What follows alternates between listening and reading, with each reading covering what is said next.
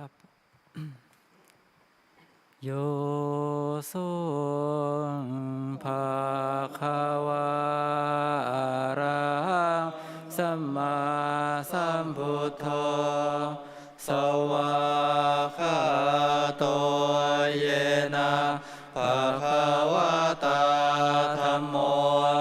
สุปฏิปันโนยัสสะภะคะวะโตสาวกสังโฆธัมมายังภะคะวันตังสัทธัมมังสัสสังฆังอิเมหิสกาเลหิยะถาระหังอาโลปิเตหิอาภิปุชยามาสาธุโนพันเตภะคะวะสุจิราปะรินิพพุโตปิปัสฉิมาชนะตานุกัมปมานาสาอิเมสกาเลทุกขตาปันนาการะภูเตปฏิคันหาตุอัมหากังทิคารตังหิตายาสุขายาอะระหังสัมมาสัมพุทโธภะคะวะพุทธังภะคะวันตังอภิวาเทมิสวากขาโตภะคะวะตาธัมโมธัมมังนัมมัสสามิสุปฏิปันโนภะคะวะโตสาวกสังโฆสังฆังนะมามิอัน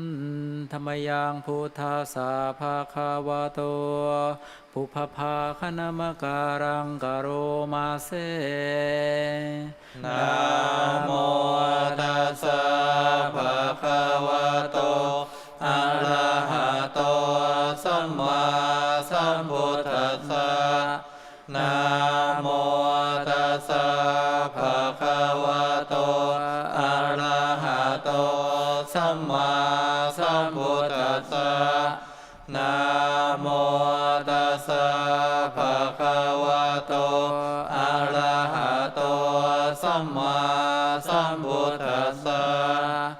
หันธรรมยังพุทธานุสตินายังกโรมาเสตังโคปานาภะคะวันตังเอวังกัลยาโนกิตติสัทโธอะภุคโตอิติปิโสภะคะวะอะระหังสัมมาสัมพุทโธวิชาจารณะสัมปันโนสุขโตโลกวิทูอนุตตโรปุริสธรรมสารทิสัทธาเทวมนุสสานังพุทโธภะคะวาติหันธรรมยังพุทธาภิกขิติงกโรมาเสพุทธวาระหันตวรตาทิคุณาภิยุโตสุทธาภิญาณกรุณาอิสมาคตโตโพเทสิโยสุชานาตังกัมมะลังวสุโรวันธามังธรรมรณังศิลสาชิเนนทังพุทโธโยสัพพปานินังสารนังเขมามุตตมังปาธามานุสติทานัง วันทามิตังสิเรนะพุทธัสสะสมิทาโสวะพุทโธเมสามิกิสโรพุทโธทุกขาสัคคาตาจาวิทาตาจาหิตาสเมพุทธัสสะนิยาเทมิสาริรัตชีวิตังจิตังวันทันโตหังจาริสามิพุทธัสเสวะสุโพธิตังนาทิเมสารนังอัญญังพุทโธเมสารนังวรังเอเตนะสัจวัชเชนะวัตยังสัตถุสาสเนพุทธังเมวันธรรมาเนนะยังบุญยังปัสสุตังอิทาสัพเพปิอันตรายาเมมาเหสุงตัสสะเตชะสากายเยนะวาจายวเจตสาวาพุทเทกุคัมมังปะกตังมยายังพุทโธปฏิคันหาตัวจยันตังกาลันตะเลสังวริตุงวะพุทเทอันธรรมยังธรรมานุสตินายังกโรมาเสสวากขาโตภะคะวะตาธัมโมสันทิฏฐิโกอาการิโกเอหิปัสสิโกโอปะนัยยิโกปัจจตังเวทิตาโพวินโยหิติอันธรรมยังธรรมาภิกขิติงกโรมาเสสวากขาตาตาทิคุณายโยขาวาเสนาสยโยโยมาคาปะคาปาริยาติวิโมคาเพโทธัมโมกุโลกาปทานาตาตาทาริทาริวันธามหังตามหาลังวรธรรมเมตังธัมโมโยสัพพปานินังสารนังเขมามุตตมังทุติยานุสติทานังวันธามิตังสิเรนะธัมมัสสะสมิทาโสวะธัมโมเมสามิกิสโรธัมโมทุกขาสัคคาตาจาวิทาตาจาหิตาสเมธัมมัสสะนิยาเทมิสาริรังชีวิตังจิตังวันทันโตหังจาริสามิธัมมัสเสวะสุธรรมตังนาทิเมสารนังอัญญังธัมโมเมสารนังวรังเอเตนะสัจวัชเชนะวัตยังสัตถุสาสเนธัมมังเมวันธรรมาเนนะยังปุญญังปัสสุตังอิทาสัพเพปิอันตรา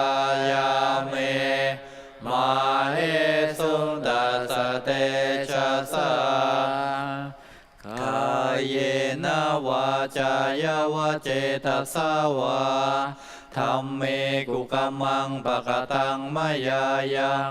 ธัมโมปฏิคันหาตัวจยันตังกาลันตะเรสังวริตุงวะธัมเมธรรมยังสังขานุสตินายังกโรมาเสสุปฏิปันโนภะคะวะโตสาวกสังโฆโอชุปฏิปันโนภะคะวะโตสาวกสังโฆญาญาปฏิปันโนภะคะวะโตสาวกสังโฆสามีจิปฏิปันโนภะคะวะโตสาวกสังโฆญาทิทังจัตตาริปุริสายุคานิอัตถปุริสาภุคลาเตสะภะคะวะโตสาวกสังโฆปาหุนายโยปาหุนายโยทักขินายโยอัญชลิกรณิโยอนุตตรังปุญญเขตังโลกัสสติธรรมยังสังฆาภิคิติงกโรมาเสสัทธรรมโชสุปฏิปฏิคุณาทิยุตโตโยธาปิโตอริยปุคลสังฆเสโตศีลาทิธรรมภาวราสยกายจิตโตวันธามหังธรรมริยานาคานังสุสุตังสังโฆโยสัพปานินังสารนังเขมามุตตมังตาติยานุสติทานังวันธามิตังสิเลนะสังฆาสาหัสมิทาโสวะสังโฆเมสามิกิสโรสังโฆทุกขาสักขาตาเจ้าอิทาตาจายิตาสเมสังฆาสานิยาเตมิสาริลังชีวิตังจิตังวันตันโตหังจาริสามิสังฆาโสปฏิปันนตังนาทิเมสารนังอัญญังสังโฆเมสารนังวรังเอเตนะสัจจวัชเชนะวัตยังสัตตุสาสเนสังฆังเมวันธรรมานินะยังปุญญังปสุตังอิทาสัพเพปิอันตรายาเมมาเหสุงตัสสะเตชะสากายเยนะวาจายาวะเจตสาวาสังเคกุกมังปะกตังมายายังสังโฆปฏิคันหาตัวจยันตังกาลันตะเรสังวริตุงวสังเค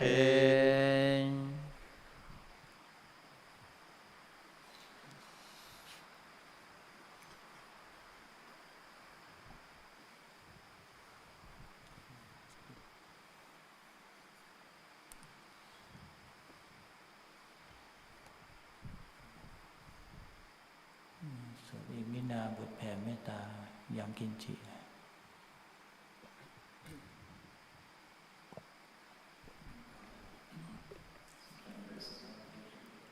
55, it's the verse on sharing merit, and 59, the reflection on universal well-being, and then the Ratana Sutta on page 176. หันธรรมยังอุทิสนาทิธานาคาทายโยพนามาเสอิมินาปุญญคัมเมนะอุปัชฌายาคุณุตตระอาจาริโย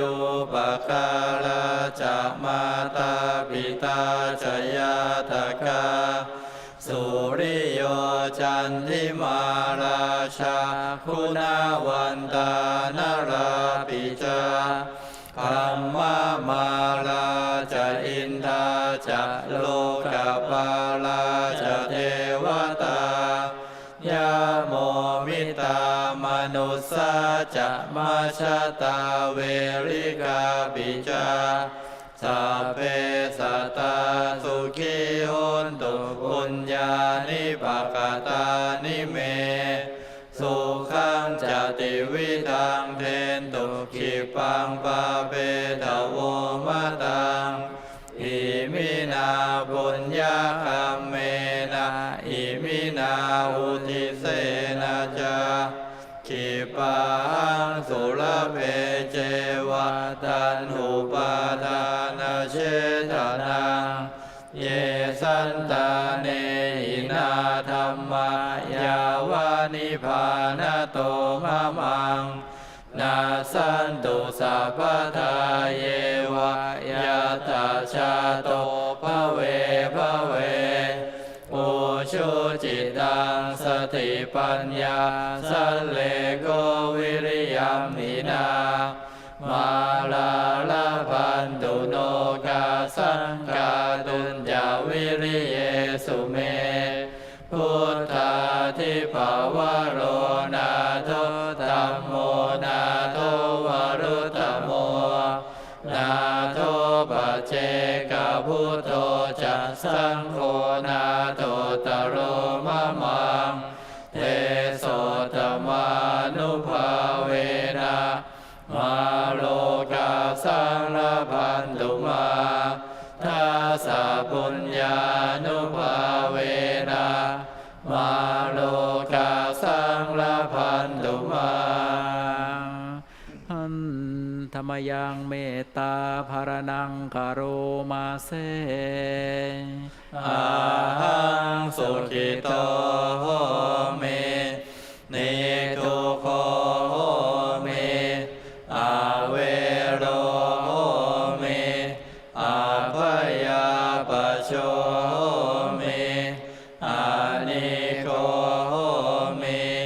สุขีอัตานังปริหารามิสัพเพสัตตาสุขิตาโหนตุสัพเพสัตตาอเวราโหนตุสัพเพสัตตาอัปยาปัจจาโหนตุสัพเพสัตตาอนิฆาโหนตุสัพเพสัตตาสุขีอัตานังปริหารันตุสัพเพสัตตาสัพพทุกขาปโมจจันตุสัพเพสัตตารัตสัมปติโตมาวิคัจฉันตุสัพเพสัตตากัมมัสสะกัมมัทายาทะกัมมโยนิกัมมพันธุกัมมปฏิสารนายังกัมมังกริสันเตกัลยาณังวาปาปะคังวาตัสสะทายาทะปวิสันเตยังกินชีวิ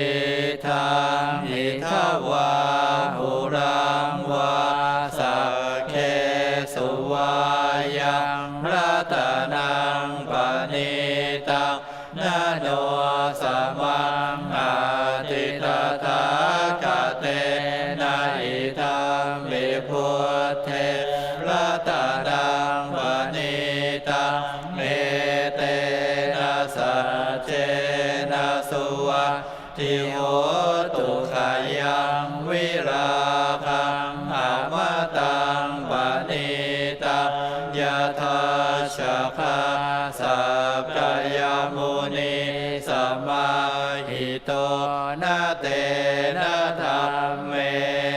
สมาธิกินจิตังปิธัมเมรัตนังปณิตังเอเตนะสัจเจนะสุวัตติโหตุยัมพุทธเสโตปริวันนะเยสุจิงสมาธิมานันตริกัญญมาหุสมาธินาเตนะสมโนวิชติธัมปิธัมเมรัตนังปณิตังเอเตนะสัจเจนะสุวัตติโหตุเยปุคลาอัฏฐสัตตปัสสัทธาจัตตาริเอตานิยุคานิโหติเตทักขินัยยาสุขตาสัสสาวกาเอเตสุทินานิมหาบาลานิธัมปิสังเขรัตนังปณิตังเอเตนะสัจเจนะสุวัตติโหตุเยสุปโยตามานาสาทันเนนานิกามิโนโคตมัสสะสนังหิเตปฏิปัตตาอมตังวิคัยหารัตถามุตานิพุติปุชมานาอิทัมปิสังเขรัตนังปณิตังเนเตนะสัจเจนะสุวัตติโหตุขีนังปุรานังนวังนาติสัมภวังวิราตจิตตายติเกภวัสสมิงเตขีนาภิชาอวิรุณหิชันตานิพพันติเทระยะถายังปฏิโปอิทัมปิสังเขรัตนังปณิตังเอเตนะสัจเจนะสุวัตติโหตุ สวดมงคลนะยมดมเทวดา These verses, which start from page 163. ขอโอกาสครับสมันตาจักวาเรสุอัตราคัสสันตุเทวตาสัทธัมมังมุนีราชาสาสุนันตุสักขโมคทังสักเขกาเมจารุเปคิริสิขาราตาเตชันตาริเควิมาเนทิเปราเทจาคามินตารุวนาคาหาเนเคหาวัตุมหิเคเตภูมิมาจายันตุเทวันชาลาทาลาวิสเมยาขาคันทาภนาคาติทันตาสันติเกยังมุนิวราวาจานังสาทาโวเมสุนันตุธรรมาสวนาการโรอะยัมภาทันตาธรรมาสวนาการโรอะยัมภาทันตาธรรมาสวนาการโรอะยัมภาทันตา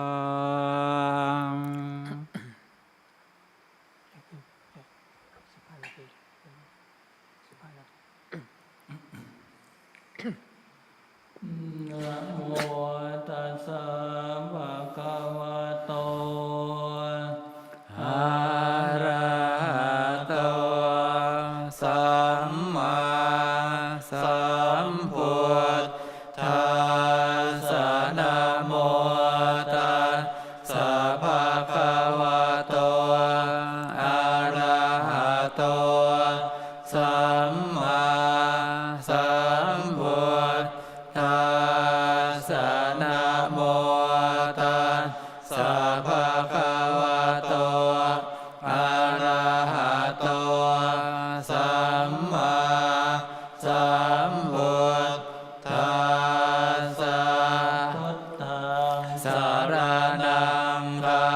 ฉา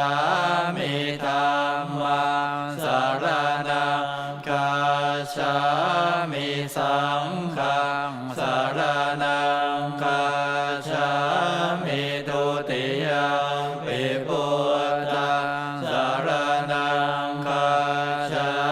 มิทุติยมปิธัมมังสรณังคัจฉามิทุติยมปิสังฆังสรณังคัจฉามิตติยมปิพุทธังสรณังคัจฉามิตติยมปิธัมมังสรณังคัจฉามิตติย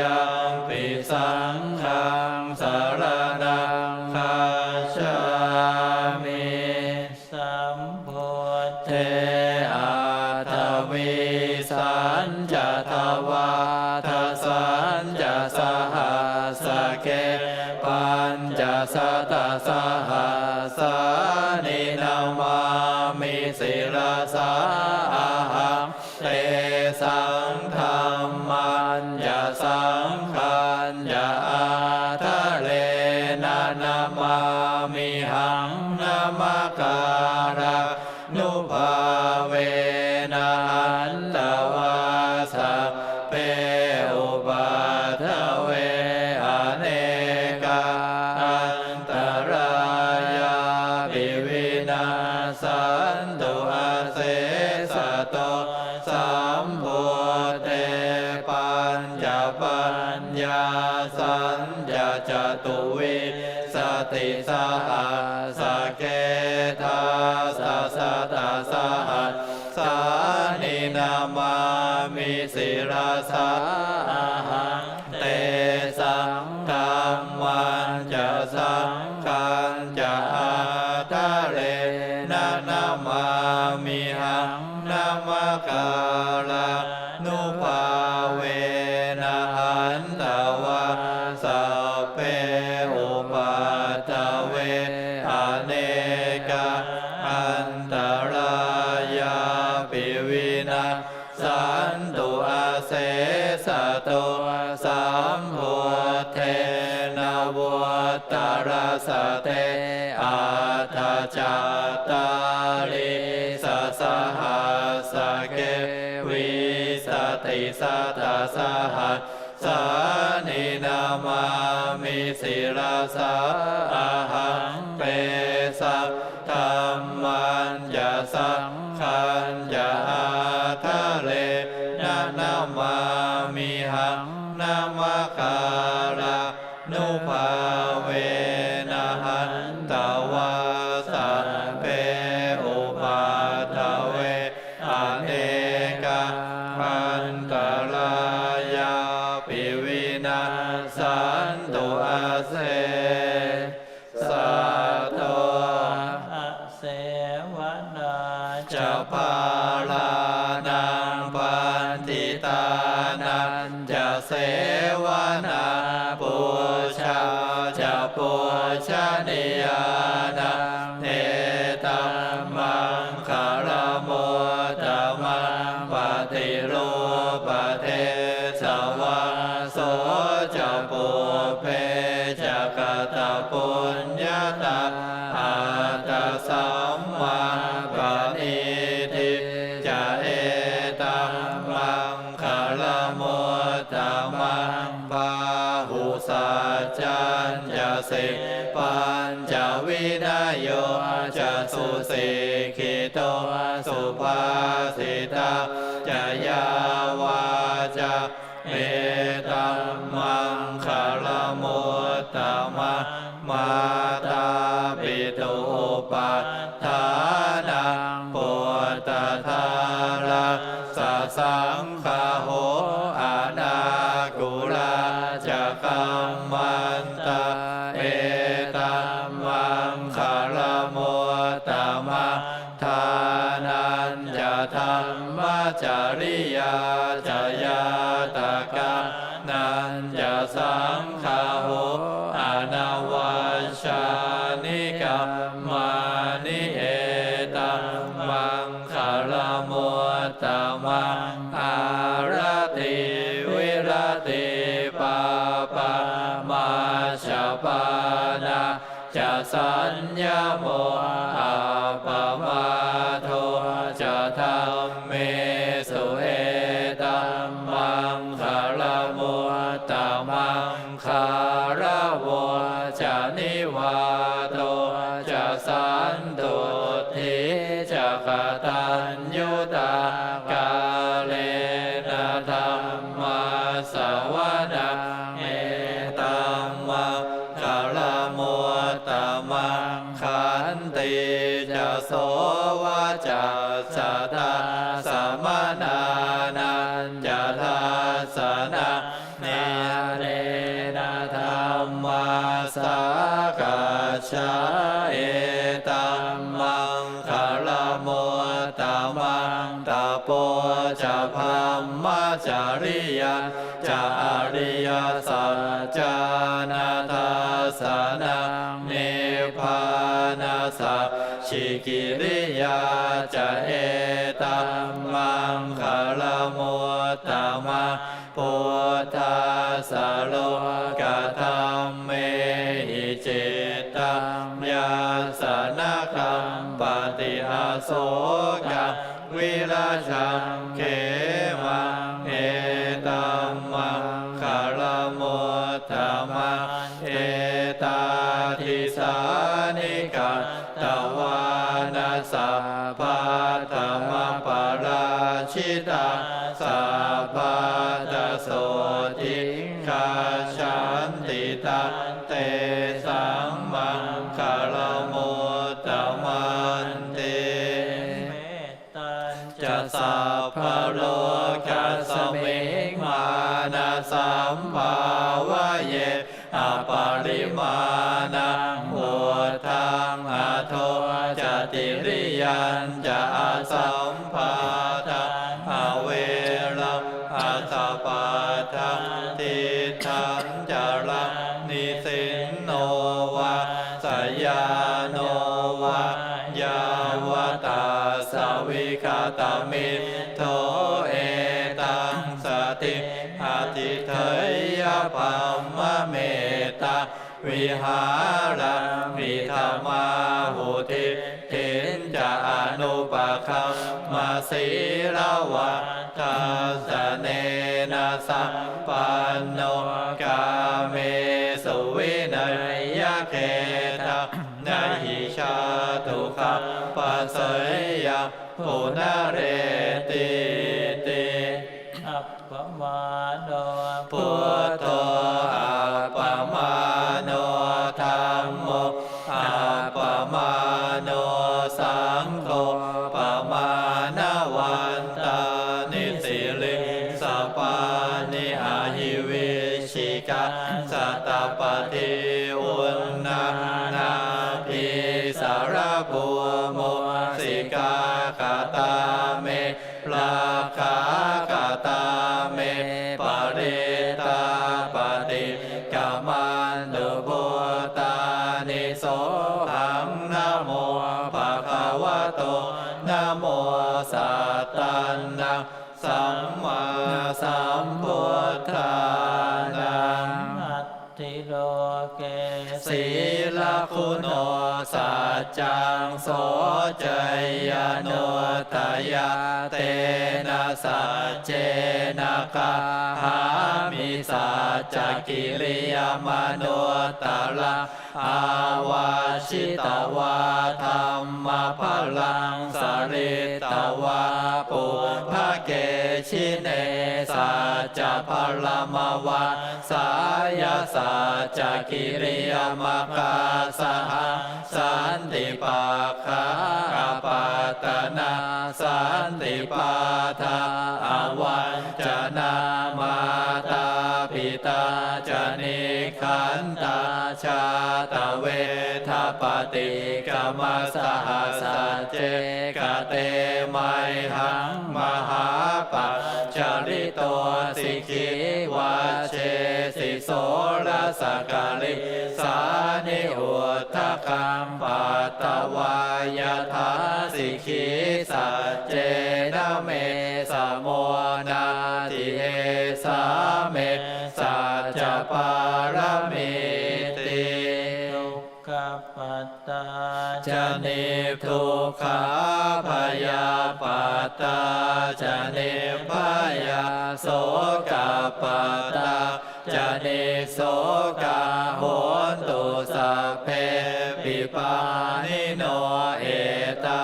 วตาจะอัมเมหิสัมปะทังปุญญสัมปะทังสัพเพเทวานุโมทันตุสัพพสัมปติสิทธิยาทานะทัทานตุสัตตายาสีลังรักขันตุสัพพทาภาวนาภิรตาโหนตุขัจฉันตุเทวตาคตาสัพเพพุทธาภลาปัตตาปัจเจกานันจะยังพลังอรหันตานันจะเตเชนรักขังปันดามิสัพพโสอิติปิโสภะคะวาอะระหังสัมมาสัมพุทโธเวชาจรณะสัมปันโนสุขโตโลกวิทูอนุตตโรปุริสธรรมสารติสัทธาเทวมนุสานังพุทโธภะคะวาติสวาคาโตภะคะวะตาธัมโมสันติติโกอาการิโกเอหิปัสสิโกโอปะนายิโกปัจจตังเวทิตาโพเวญโยหิติสุปฏิปันโนภะคะวะโตสาวกสังโฆอุชุปฏิปันโนภะคะวะโตสาวกสังโฆญาญาปฏิปันโนภะคะวะโตสาวกสังโฆสามีจิปฏิปันโนภะคะวะโตสาวกสังโฆญาทิทังจัตตาริปุริสายุคานิอัตถปุริสปุคลาเอสะภะคะวะโตสาวกสังโฆอาหุเนยโยปาหุเนยโยทักขิเนยโยอัญชลิกรณิโยอนุตตรังปุญญาเขตังโลกัสสติภาหุงสหัสสมาภินิมมิตาสาวุทันตังปรีเมฆาลังอุทิตาโคราสเสนามาราทานาทิธรรมวิธินาชิตวามุนินโดตันเตชะสาภาวตุเตชยมังคลานิมาลาติเลกามปิโยชิตาสาภาราติงโคลัมปนาลาวะกามะกามตาทายาขังขันติสุทันตวิธินาชิตวะมุนินโทตันเตชะสาภาวตุเตชยมังคลานินาลาคิลิงกาจาวาลังอติมาตาปุตังทาวาคิจักกามาสเนวาสุตารุนันตังเมตตาภูเสกวิธินาชิตวามุนินโทตันเตชะสาภาวตุเตชยมังคลานิโอเคตคาคามติหาตาสุตารุนันตังทาวันติโย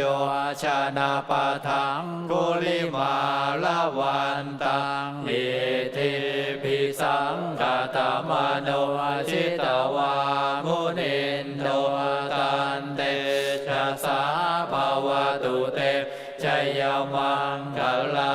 นิกาตวานากา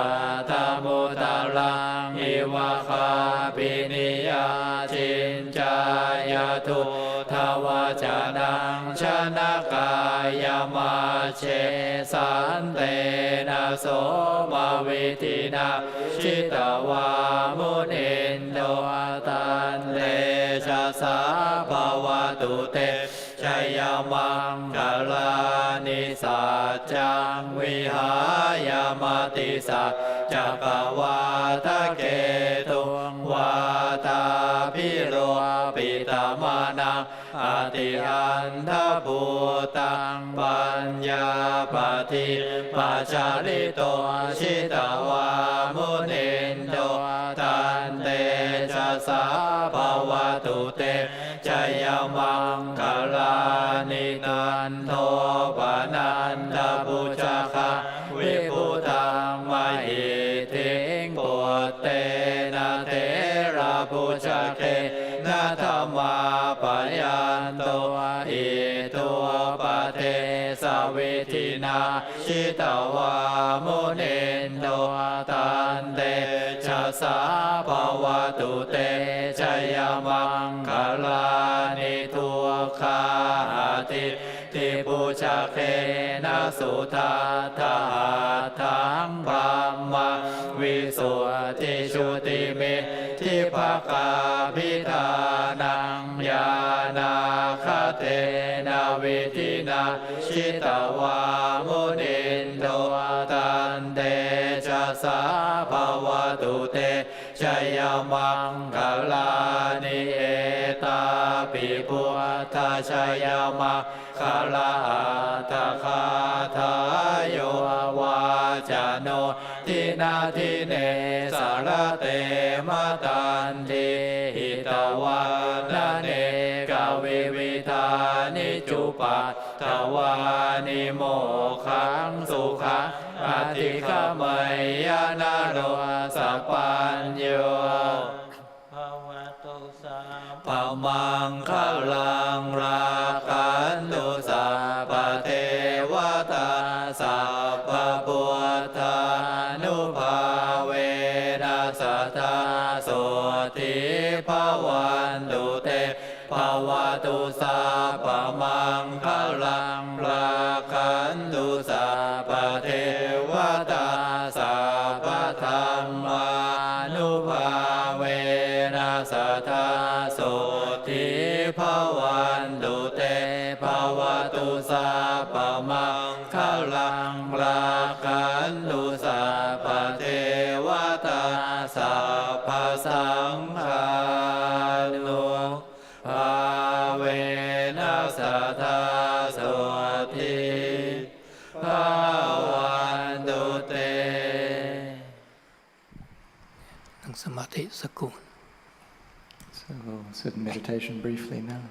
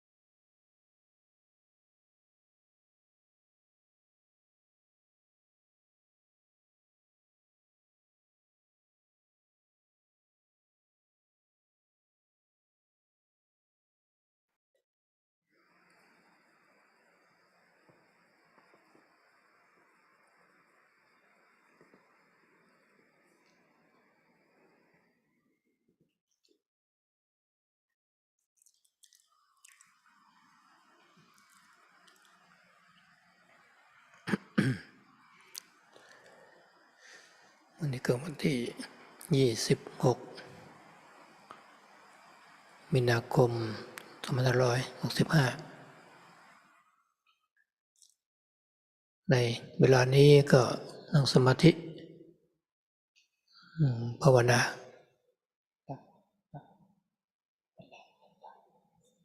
ปรับเสียง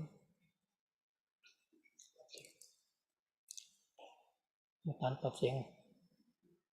หัวตาลปรับเสียงวันที่26 มีนาคม 2565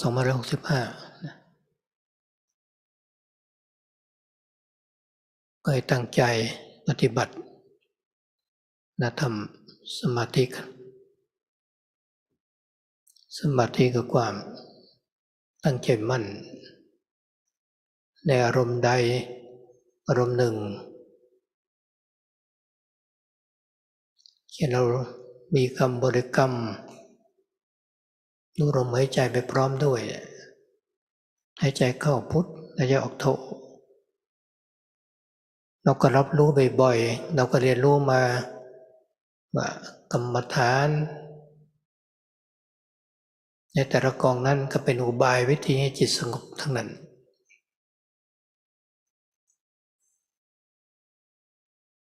ที่ว่าสติความระลึกได้นึกที่กายการเคลื่อนไหวการยืนเดินนั่งนอนดื่มทำพูดคิดมีสติเมื่อสติแนบแน่นดีพร้อมทั้งคำบริกรรมหายใจเข้าพูดหายใจออกโท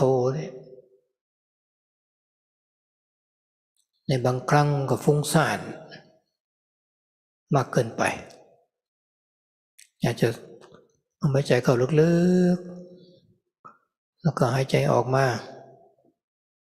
หายใจเข้าไปเต็มปอดแล้วก็คงจะทราบว่าถ้าออกซิเจนเข้าไปเต็มปอดก็ช่วยให้สมองเราก็แจ่มใสด้วยทำอย่างนี้สัก3 ครั้งแล้วก็มาตั้งลมหายใจใหม่ถ้ามันคิดมากกว่านั้นก็พุทโธไม่อยู่แล้วก็จะท่องอิติปิโสพุทธานุสติจนถึงพุทโธภควติสัก3 จบ 7 จบ 9 จบ 3 จบ 5 จบ 7 จบ 9 จบก็ได้หรือบางครั้งก็ถึง108 จบบางคนนั้นก็อาจจะใน3 จบหรือ9 จบเกิดปีติเกิดขึ้นอิ่มใจแล้วอาจจะมีคำถามว่าต้องสวดต่อไหมทำไมต้อง108ความหมายคือตั้งเป็นเกณฑ์เอาไว้เป็นพุทธคุณ108พุทธคุณธรรมคุณสังฆคุณถ้าเราสงบดีเพียง3 จบ 5 จบก็ได้ก็หยุดแล้วไม่สวดละเกิดปิติเกิดความสุขใจอิ่มใจสงบเป็นสมาธินั่นเห็นไหมว่าสติความระลึกได้ระลึกที่กายเวทนาจิตธรรมอันนี้จะพัฒนาสู่ปัญญาแต่อย่าลืมว่าก็จะต้องมีความตั้งมั่นของจิตด้วยจะไปด้วยกันสติสมาธิอยู่ในกลุ่มเดียวกันนะพัฒนาสู่ปัญญาแต่เมื่อเรานั่งไปแล้วบางทีเราก็อาจจะอยากให้สมาธิดีๆใกล้จะสงบเล็กน้อยบ้างสงบที่ใกล้จะจิตจะนิ่งก็มีนักปฏิบัติก็เป็นเหมือนกันทุกคนนะให้เข้าใจว่าทุกอย่างจะค่อยๆพัฒนาไปเราก็มีหน้าที่ที่จะประคับประคองจิตให้เรามีสติเมื่อสมาธิตั้งมั่นดีอาจจะเป็นคณิกะสมาธิอุปจารสมาธิอันนี้เราก็เป็นการที่คุมกิเลสเอาไว้ได้นิวรณ์5 ประการจะถูกคุมเอาไว้ ห่างไกลจากจิตใจเราชั่วคราวมันหินทับหญ้าแต่อันนี้กิเลสยังมีอยู่นะเพียงแต่ว่าสมาธิเรามีกำลังก็ข่มกิเลสเอาไว้แต่เมื่อเรานั้นน่ะ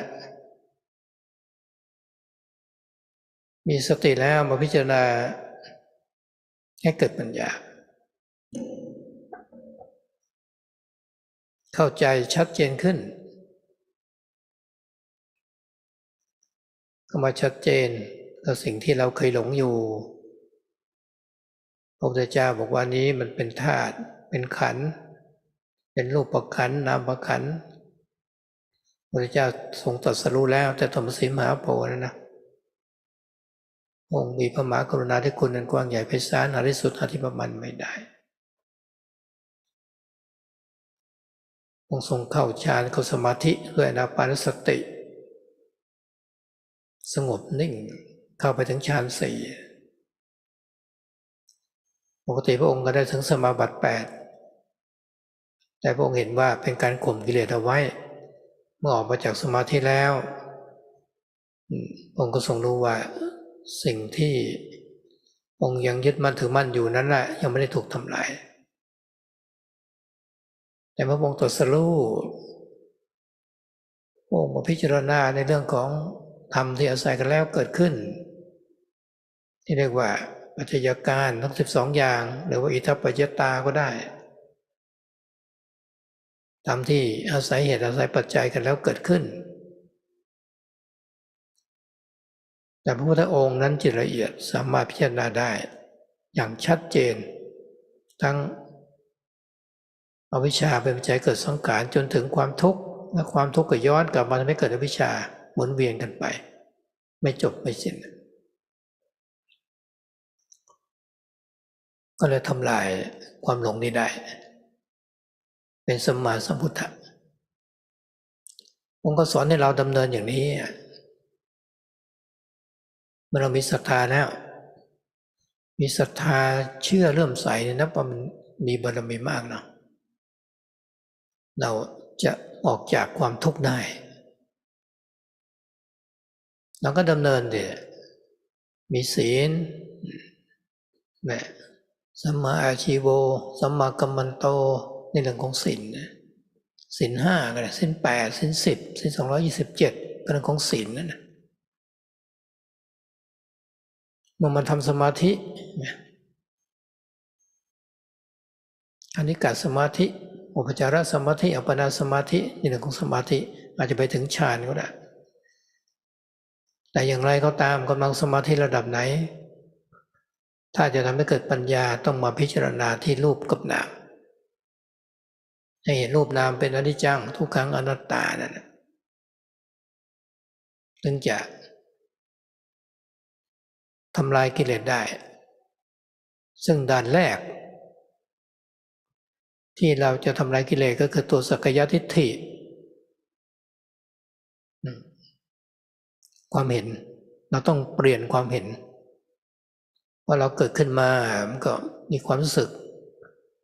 ก่อนจะเกิดขึ้นมาในโลกนี้ก็เราก็ยังมีภพอยู่ในภพมนุษย์นี่แหละก็เรายังมีความยินดี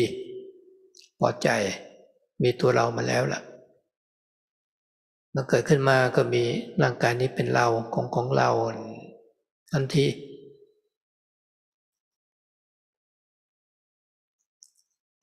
มันก็หลงมาอย่างนี้หลายภพหลายชาติแต่ถ้าเรามาปฏิบัติแล้วจิตเราสงบขึ้นมาได้มาพิจารณาดูว่าเป็นเราไหมพระพุทธเจ้าบอกไม่ใช่เรานะถึงจะเห็นตามความเป็นจริงเห็นตนที่แท้จริงมันจะสงบดีปัญญาที่เกิดขึ้นจะเป็นปัญญาจากการภาวนาอย่างทุกคนก็เคยเรียนรู้เคยอ่านเคยฟังก็เข้าใจระดับหนึ่งมานึกคิดอีกก็เข้าใจลึกซึ้งเข้าไปอีกแต่เมื่อรับรู้อารมณ์เข้ามาจิตก็ยังเข้าไปยึดถืออยู่เพราะอะไรปัญญาไม่เกิดตัว สติกับตัวสมาธิยังไม่ดีเรื่องของศีลอาจจะสมบูรณ์แล้วสมบูรณ์คือ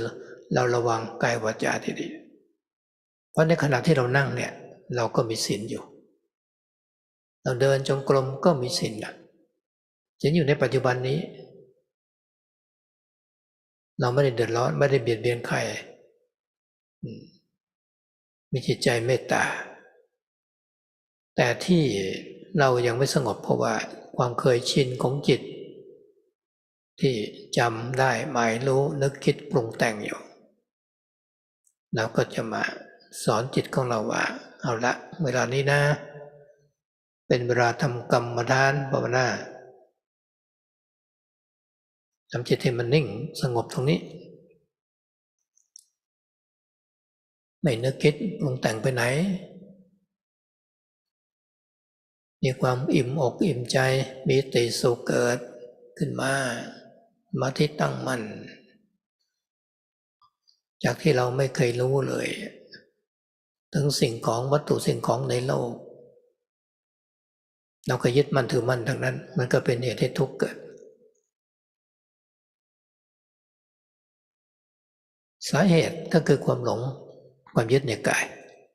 มีเรามันมีเราแล้วสิ่งที่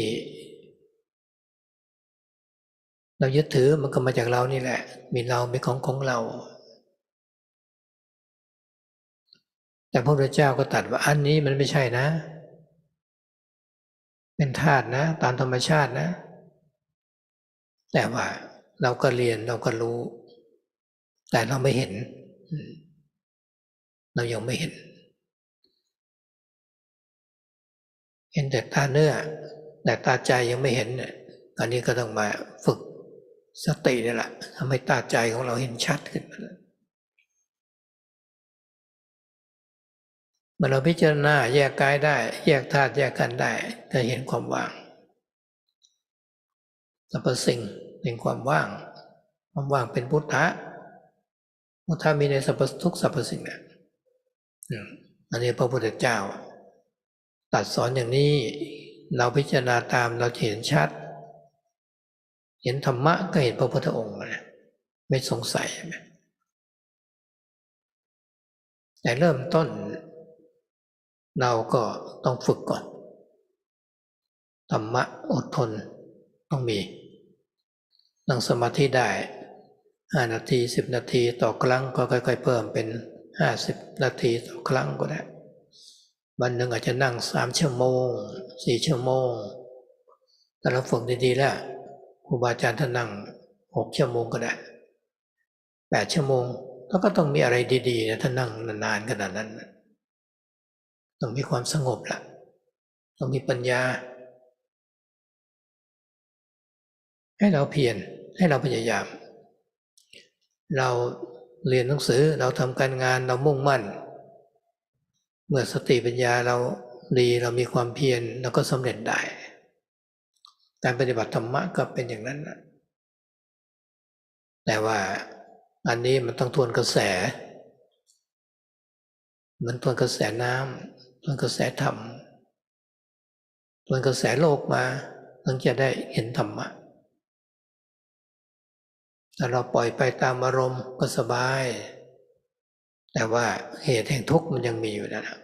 ตัวอุปทานนั่นนะในช่วงนี้ก็เป็นช่วงที่เราจะมีเวลากับปฏิบัติกรรมฐานกันถ้าเรามีความเข้าใจมีปัญญาทำลายความหลงผิดความเห็นผิดในเบื้องต้นได้เนี่ยก็วิเศษมากจะปิดการอบายภูมิกันหรืออาจจะไม่ได้เห็นชาตินี้แต่ว่าบุญบารมีเราสร้างไว้ชาติต่อไปก็จะมีเหตุเป็นปัจจัยที่เราจะต้องรู้ต้องเห็นชาติใดชาติหนึ่งอย่างแน่นอนละแต่ต้องพยายามที่จะให้เห็นชัดซะก่อนแต่เราไม่ตั้งใจแล้วจิตเรามันหลงไปได้เหมือนกันจิตดวงเดิมนี่แหละมีความเกิดดับอยู่รู้ก็รู้ที่จิตหลงก็หลงที่จิตนี่แหละเพราะฉะนั้นก็ต้องเพียรพยายาม อย่าทำกรรมฐานทุกวันทำความดีกันทุกๆวันแล้วบาปมันเป็นบุญทำใจให้ผ่องใสอย่างการอบรมกรรมฐานนี่เป็นบุญอย่างมากแม้คนที่ไปขโมยของเข้ามาไปจี้ไปปล้นมาก็ทำบุญก็ได้คนที่ทำบุญพร้อมด้วยศีลด้วยก็หายากขึ้นอีกคนที่ไปคดโกงมาก็ทำบุญก็มีมากแต่คนถึงพร้อมด้วยศีลแล้วจะสนใจทำเจริญสติก็น้อยอีกอะนะให้พวกเรามีความพร้อมด้วยศรัทธาตั้งใจปฏิบัติทั้งทางกายทางไกลในประเทศต่างประเทศก็ขอให้เพียรพยายามในช่วงนี้ให้มีสติมากๆจะได้พิจารณาก็ไม่แน่เหมือนกันภายใน3 วัน 7 วันนี่นะ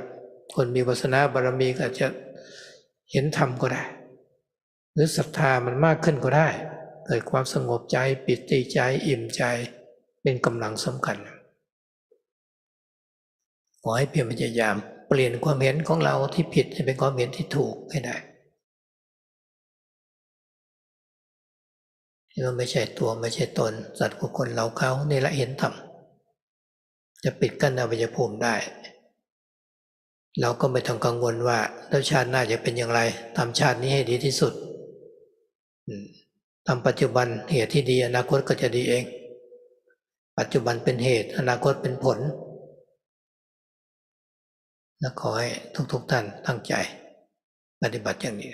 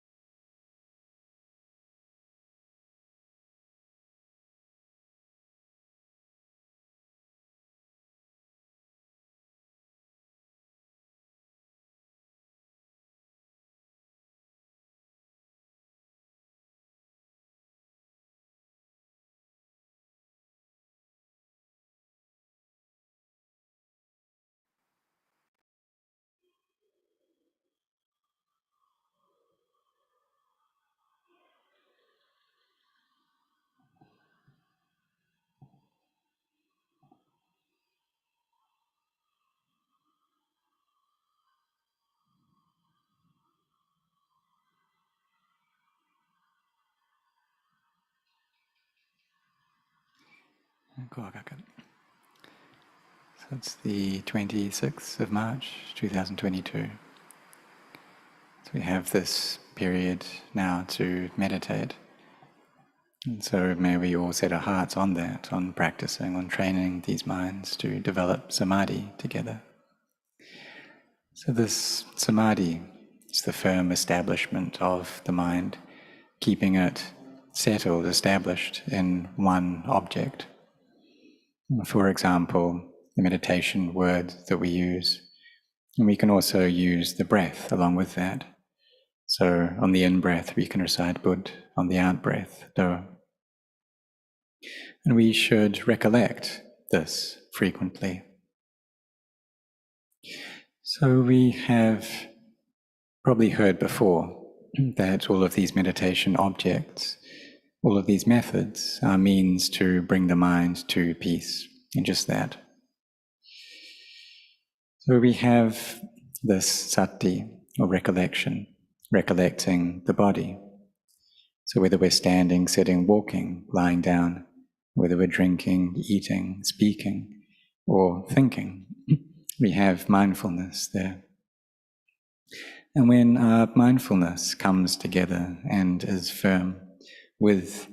the breath and with the word Buddha, then it should settle down. But it's possible for there to also still be a lot of scatteredness of mind. So in that case, we can breathe in very deeply and then breathe all of the air out. And when the oxygen kind of flows into the lungs and the lungs are full, then this brings clarity to the brain. So we can do that 3 times. Take a full in-breath, a full out-breath, and then establish our mindfulness on the breath anew. If we're still thinking and this word of Buddha doesn't stay with the mind, then we can recite the chant Itipiso, the recollection of the Buddha, and carry on through that chant until Buddha Bhagavati. We can do that 3 times, 7 times, 9 times, maybe even 108 times. So for some people, when they chant that 3 times or 9 times, then they feel this joy and contentment in their heart. And so some people ask, is it necessary to chant 108? And it's not necessary to chant all of those, that if the mind is peaceful after just 5 rounds, then we don't need to carry on going. If there's this inner contentment, there's this stillness of mind in samadhi. And so we have our mindfulness there recollecting the body or the feelings or the mind or the Dhamma. And through this, then we will cultivate wisdom. But we shouldn't forget that we need this firmness, this stability of heart as well in order to gain that wisdom. That we need mindfulness and samadhi. So mindfulness and samadhi, they're kind of collected in the same category or the same group, and they develop into wisdom. When we sit in meditation, sometimes our samadhi can come together well, and the mind can feel like it's really close to peace. And there may be a small amount of peace, and it feels like it's really coming close to this like true stillness. So many practitioners, they feel this way. But we also need to understand that the practice develops steadily, but slowly but surely, bit by bit. And we need to undertake our duties in the practice, which is keeping mindfulness there, taking care of our minds through mindfulness. And when our samadhi becomes well established, maybe Kanaka samadhi, this kind of minor form of concentration or collectedness, or upajjhara samadhi, this neighborhood collectedness, and then those states are able to suppress the defilements. And these 5 hindrances are suppressed, and they are far away from the mind temporarily, just like a rock that suppresses the grass underneath it.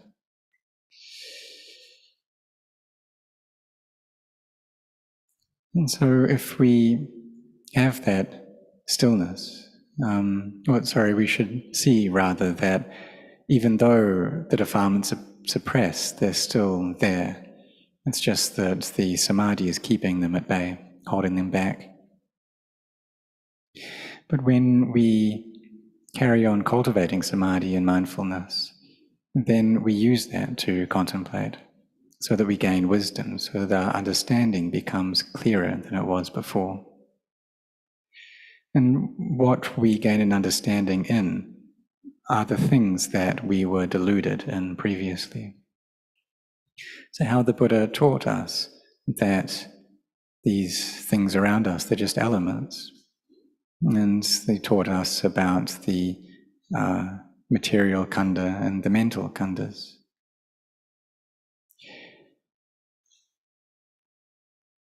So when the Buddha, he attained to awakening under the Bodhi tree, he had such great compassion, this endless compassion. And he was able to get into the jhanas, into these absorptions, through anapanasati, through this mindfulness of breath. And the peace gathered together steadily until he entered into 4th jhana. Normally he would go into 8th jhana,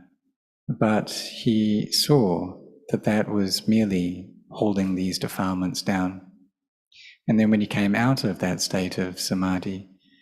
he could see how his attachments were still intact, they hadn't been destroyed. But it was after he awakened that he contemplated into the dependent origination, these 12 steps, and these qualities which arise due to causes and conditions. And the Buddha's mind was extremely subtle, so he could contemplate into this with great clarity, seeing how avijja, ignorance, goes to bring up sankharas, conditions, and this goes on until suffering. And then this suffering or dukkha comes back to avijja, to ignorance again, and it goes back and forth without stop, without end. So the Buddha was able to destroy ignorance, avijja, and through this he became the fully self-awakened Buddha. And then he taught us to walk this way, to practice this path. So for us, we have faith. We have faith, conviction, belief in the Buddha,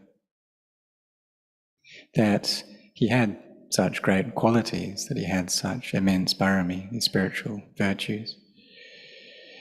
And we also have faith that we too are able to get ourselves free from suffering. And so we walk that path. We develop sila, this virtue. So there's the right livelihood, right action, right speech, and these are all within sila, keeping the 5 precepts, 8, 10, 227 precepts. This is sila, this is virtue. Then we come to cultivate samadhi. This may be kanaka samadhi, this minor samadhi, or neighborhood samadhi, or access samadhi. Or we may even get into jhana and develop these jhanas.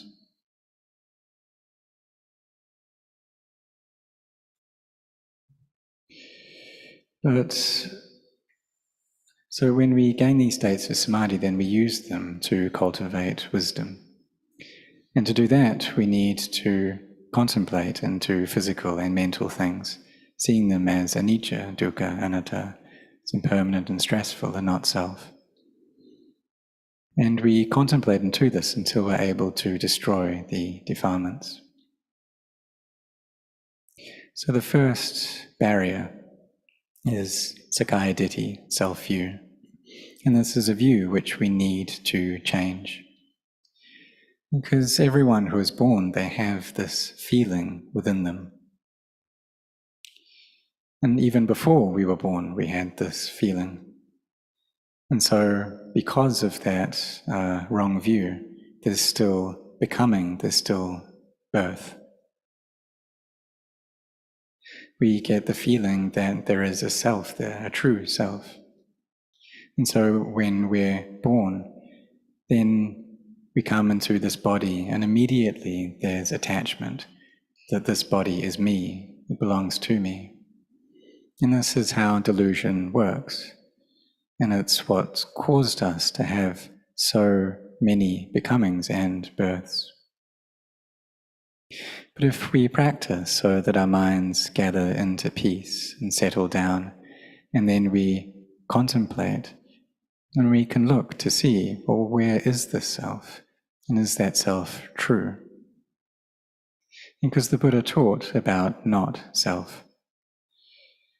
And through that, then we can see into the truth. We can see the true self. So when our minds are peaceful, then wisdom can arise. And this is the wisdom that comes from bhavana, from mental cultivation. Because all of us have listened to things and studied things and read things before, and that gives one kind of wisdom. And then when we think about them, reflect upon them, then that our understanding of those things becomes clearer. But even so, when we receive a sense impression, the mind still goes and clings to it all the same. And why is that? It's because kind of genuine wisdom hasn't arisen. Our mindfulness and samadhi isn't yet good enough. Maybe our sila, our virtue, is already full and complete. We're able to take good care of our actions of body and speech. And so we come to sit in meditation, do walking meditation. And when we're doing this, then we have good sila in the present moment. And we know that we're not harming anyone, we're not aggravating anyone. We have hearts of kindness. But there can still be a lack of peace within the mind because of the deeply embedded habits that are there. Because the mind just habitually goes and thinks about things. It brings up memories from the past. It proliferates. So we should teach our minds and train them that this time now is the time to develop the karma, the actions that allow the mind to settle into peace, to cultivate this mind, to not allow our minds to go thinking outside. When we do that, then joy, happiness, contentment can arise within the heart. Samadhi becomes firmly established. And we gain an understanding into things like we hadn't before.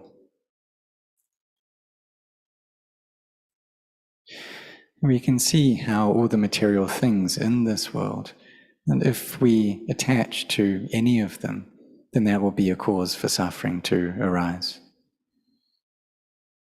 So if there's attachment and delusion towards this body, that's the cause for suffering. As there's a self there, we have a self. And when we have a self, then there'll be attachment to me and mine. But the Buddha taught that viewing things in that way is not correct. He taught that these bodies are just a bunch of elements that follow the course of nature. And we know that, we've studied it, but we don't yet see it for ourselves. We've seen it through our physical eyes, but we haven't yet seen it through our inner eyes. So we need to train ourselves to establish mindfulness well so we can gain clarity into this. We can separate out the elements and see into emptiness, understand how all things are empty. And this emptiness is Buddha, it's Buddha nature. We see this Buddha nature is there within all things. So this is how the Buddha taught. And when we reflect in line with that, then we'll see clearly into it. We'll see the Dhamma, and through that we see the Buddha. All our doubts vanish. But in the beginning, this is something we need to train ourselves in first. We need to really forbear with many, many things. You can start off sitting meditation for 5 minutes or 10 minutes and gradually increase this, maybe up to 50 minutes. And then eventually in one day we can sit meditation for 3 hours or 4 hours. And if we've trained well, then perhaps our teacher can recommend for us to sit for 6 hours or even 8 hours. And if we can do that, then we're going to have to gain something good from it. If we can sit for long periods like that, then we'll need to gain peace, we'll need to gain wisdom. So we should put our efforts into this, we should really try. Because when we work or when we study, we know how we need to use our mindfulness and wisdom. We need to apply our efforts, and through that we'll gain success. So practicing the Dhamma is no different. But we also need to go against the stream, the flow of the world, in order to see the Dhamma. Because if we just allow our minds to follow all the sense impressions, then perhaps we'll feel a sense of ease and comfort from that, but it's a comfort that is also the cause for suffering to arise, because we still have attachment there. So we tell ourselves that this time now is the time for us to practice, that we have joined this meditation retreat. And it's possible that we'll gain understanding, we'll gain wisdom, we'll be able to destroy delusion, to destroy all of the wrong views that are there. And it's really amazing when this happens. And when we can do that, then when we can destroy this first kind of level of wrong view, then that closes off the lower realms. Or perhaps during this retreat, we don't see into that, or that's something that we don't attain to this life. But we're developing these qualities and our barami, so that maybe next life or a life after that we'll be able to reach that. So if we carry on practicing like this, then we need to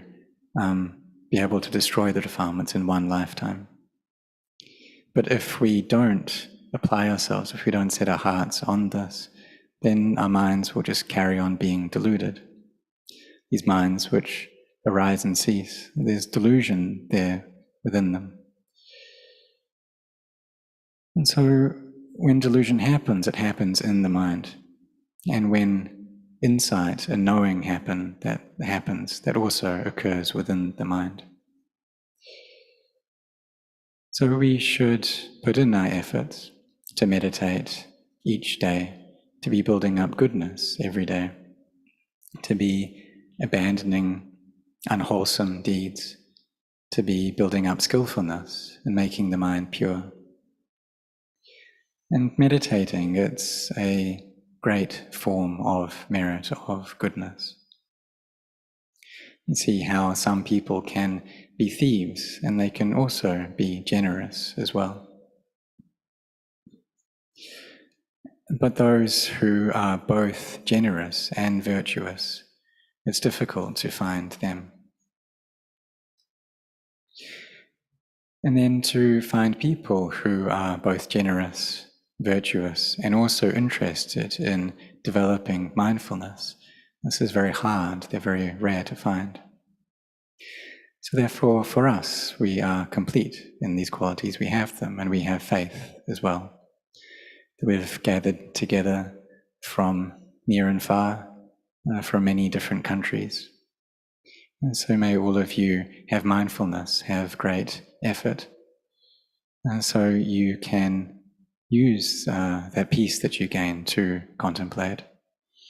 And it's not sure, maybe in these 7-8 days that we've gathered together, that perhaps there are some who have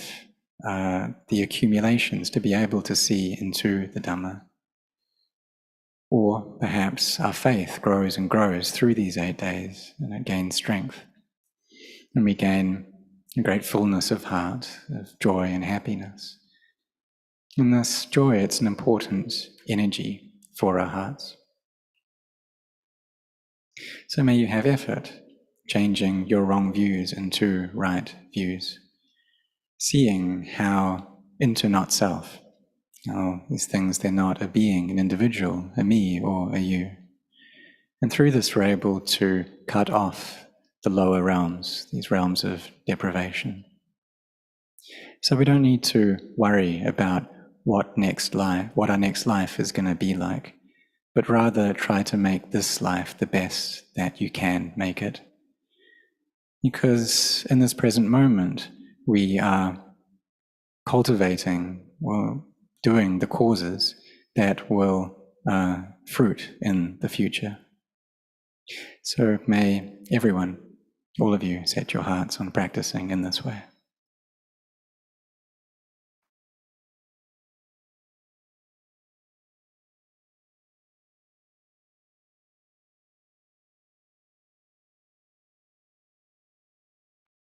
Just carry on sitting meditation for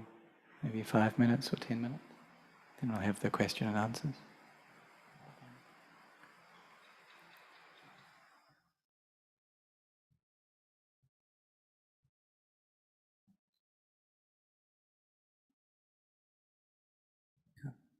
Cool. เราจะนั่งสมาธิอีกสัก5 นาที 10 นาทีครับ แล้วก็จะมีการตอบปัญหาธรรมะครับ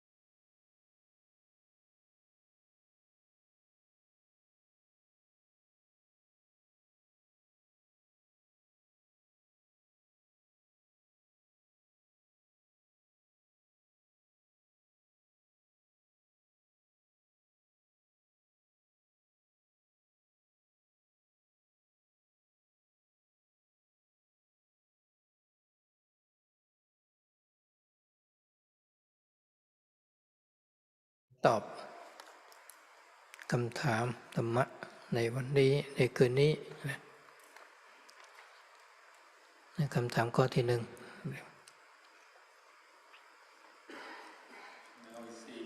Question and answer session for tonight. กับเรียนท่านอาจารย์เราหวังว่าจะเป็นชาวพุทธในทุกๆชาติไปจนที่สุดมรรคผลนิพพานเราจะทำอย่างไรเพื่อที่จะได้พบธรรมะในชาติต่อไปและไม่ตกอบายภูมิเพราะเราไม่สามารถควบคุมสิ่งที่เกิดขึ้นในชาติต่อไปได้เราเห็นคนจำนวนมากที่มีชีวิตที่ดีตัวอย่างเช่นคนร่ำรวยและมีอำนาจที่ทำกรรมชั่วมากเรากังวลว่าการดำเนินชีวิตที่ไม่ดีแค่ชาติเดียวจะส่งผลให้เราลงอบายภูมิเป็นเวลาหลายปีเราหวังที่จะหลีกเลี่ยงสถานการณ์เกมบันไดงู Question is, dear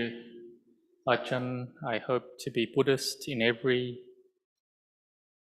lifetime with the goal of eventually realizing Nibbana. However, how do I ensure that I encounter the Dhamma in future lives and not fall into lower realms, since I have no control over what happens in a future life? I see a lot of people with fortunate lives, for example, rich and powerful, who end up creating a lot of bad karma for themselves. And I'm worried that all it takes is for one poorly led life to bring me to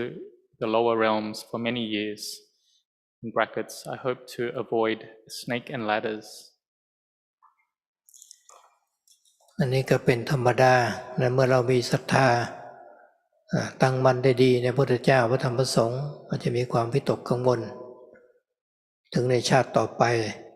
ซึ่งเราจะควบคุมไม่ได้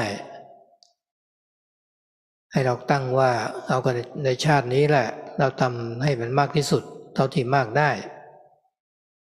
เมื่อเราเห็นโทษของจิตที่อาจจะเผลอสติไปทำสิ่งที่ไม่ดีเราก็ตั้งว่าเราจะมีศีลมีทานมีศีลละความไม่เก็บตัวอย่างน้อยก็เป็นหลักประกันในอย่างหนึ่งว่าเราจะไม่ไปอบายภูมิแต่ตัวจิตนี่ก็ต้องฝึกด้วยทำให้มากเจริญให้มากแต่เราเห็นธรรมในชาตินี้ก็เป็นอันว่าเราก็จะหมดกังวลแต่ถ้าเรายังไม่เห็นธรรมอย่างชัดเจนอย่างน้อยให้เรามีทานมีศีลไว้มีการภาวนาทุกวันเมื่อเราทำกรรมที่ดีย่อมจะได้รับผลที่ดีเหมือนกัน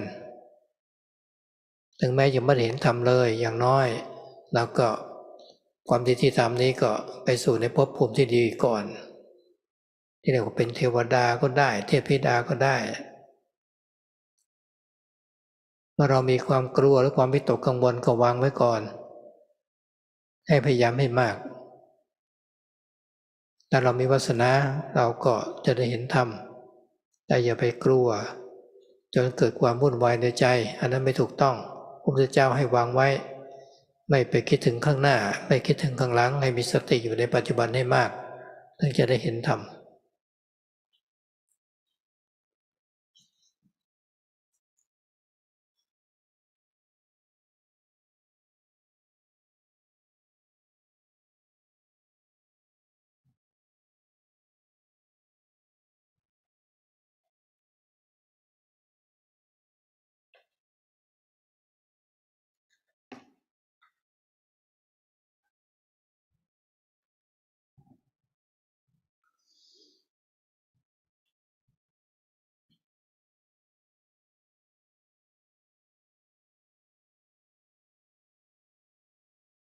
So what you're asking is normal. So this time we do have the faith and confidence in the Buddha, Dhamma and Sangha, but we may have thoughts and worries about the next life because it seems like it's something that we can't control. So in this life, we should have as much determination and effort as we can, and we should see or try to see the drawbacks and dangers of the mind that gets lost and deluded and indulges. So we should develop sila, virtue, and try to reduce our selfishness. And we practice so that we can first cut off going to the lower realms or birth in the lower realms. So this means that we do need to train this mind of ours as much as we can. If we aren't able to see the Dhamma in this life, then at least we can see more clearly into the Dhamma because of our practice. So at the minimum, we should have dana, giving, generosity, and sila, and a daily practice of bhavana, of meditation. And in this way, we practice goodness and merit, and then this gives its results. And so that in the next life, at least, we can be born into a pleasant, happy destination or realm, like being a deva, a deity. But we should here now put down any worries and anxieties that we have and be very determined in the practice. If we do have the spiritual development, then we will be able to get there, to achieve and gain success. But we shouldn't have fear and worries like that. The Buddha said that we shouldn't be thinking and proliferating about the future, but instead we should develop our sati, our mindfulness in the present as much as we can so that we can see the Dhamma. คำถามข้อที่หนึ่งก็คงมาจากคุณจีนยองสิงคโปร์นะคำถามข้อที่สองจากคุณมันคายหุยจากประเทศอังกฤษขอประทานโทษเนื่องจากต้องทำงานจึงไม่สามารถเข้ากรรมฐานได้แต่อยากขอถามเราว่าเราสามารถอุทิศบุญกุศลจากกรรมดีได้แต่ทำไมเราไม่สามารถอุทิศกรรมชั่วได้แล้วเราจะสามารถที่จะรับกรรมไม่ดีจะรับเวทนาการป่วยไข้แทนบิดามารดาได้ไหมขอบคุณมากจะคอยดูคำตอบจากวิดีโอ So the first one was from Jean from Singapore. The second question from Mankai Hui from the United Kingdom. Hello, sorry, due to work commitments, I won't be able to attend the retreat. May I ask if you can dedicate and share merit from your good karma? Why can't you share bad karma? For example, like taking on the ill health of your mother and father, or can you? Thank you. I will watch the videos when uploaded. กรรมดีมันก็เป็นกรรมที่เบานั่นแหละกรรมที่เบาเป็นกุศลใครๆก็อยากจะได้มันก็ของดีอันนี้ของดีที่เป็นพลังงานที่ดีให้เกิดความสุขส่วนกรรมที่ไม่ดีนั่นมันก็เป็นความร้อนก็เป็นความทุกข์เหมือนก้อนไฟอย่างนี้เราจะไปให้ใครไปใส่มือใครก็ไม่ต้องการเพราะมันร้อนมันจะไหม้ทำความลำบากให้เกิดขึ้นมาส่วนกรรมดีนั่นก็คือความเย็นสบายใครก็ต้องการสิ่งที่ดีทั้งนั้นแต่ที่เราถามนี้ก็คงต้องการที่จะรับเวทนารับความป่วยไข้แทนบิดามารดาอันนี้เราต้องเข้าใจว่ากรรมนั้นเป็นของตนของเราของใครของมันใครทำกรรมอะไรก็ได้กรรมนั้นนะไม่ใช่ว่าคนอื่นทำกรรมไม่ดีแล้วเราก็ไปรับด้วยแต่ว่าถ้ามันมีเป็นเกี่ยวข้องกันกับกรรมเป็นเผ่าเป็นพันธุ์กันก็ได้หรือใครทำกรรมอะไรก็เป็นทายาทที่ต้องได้รับผลของกรรมอย่างนั้น อันนี้เป็นขั้นที่ว่าเราจะเข้าใจก่อนแต่ถ้าลึกซึ้งขึ้นไประดับที่เรามีกำลังจิตมากขึ้นมีความรู้ความสามารถมากขึ้นกว่านั้นเราอาจจะทำได้ก็ได้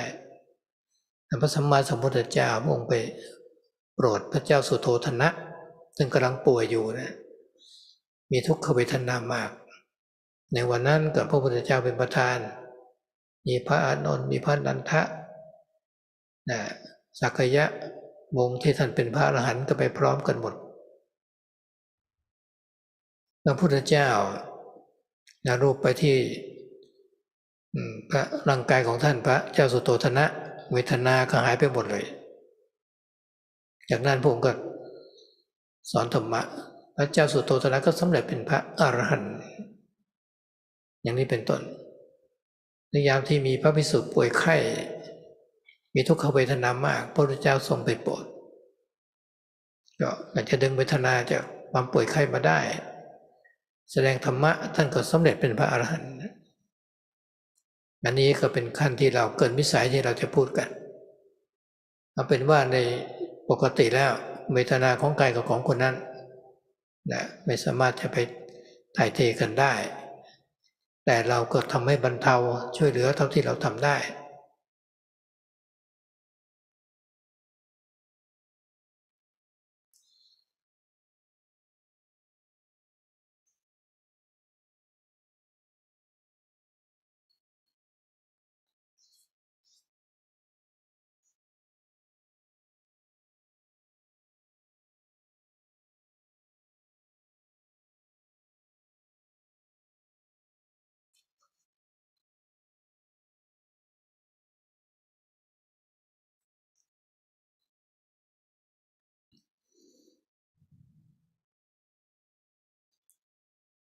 So this good karma, we can say, is like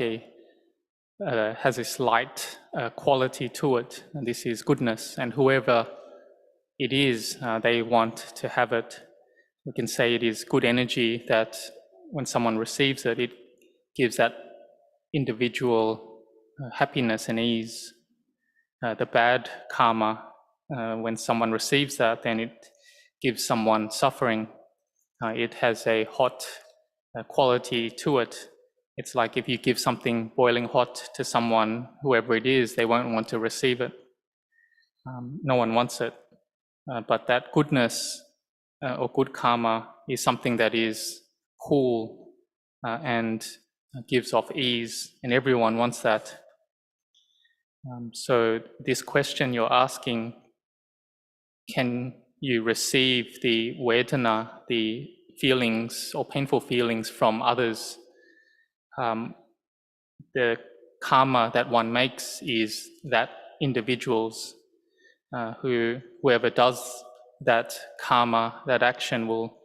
get and receive the results of that themselves. So it's not that someone else can do something and then we receive that thing. That individual themselves are the relatives to that result. And so this, we can say, is taught on the level that we're able to understand and is fundamental. But if one has developed their mind a lot and they have the greater energy and power of their mind and a skill as well, then they may be able to do that, to take on the painful feelings of another individual, like the story of the Lord Buddha when he was teaching his father, King Suddhodana, and at that time before King Suddhodana was dying, he had a lot of pain, a lot of painful feelings, and so the Buddha went with Venerable Ananda, Venerable Nanda, and other Sakya and Arahant enlightened beings, and the Buddha took all the painful feelings from King Suddhodana until it was all disappeared, and then the Buddha taught the Dhamma to his father, and his father was able to attain to arahantship. So this is one example. And there's other examples as well when monks were sick and the Buddha could take or alleviate that painful feelings and then teach them the Dhamma, and they were able to attain to arahantship. But this,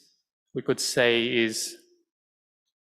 something that's beyond our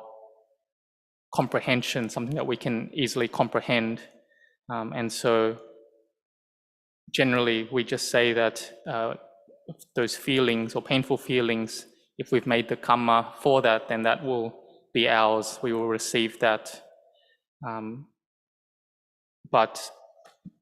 we can also say that one is able to assist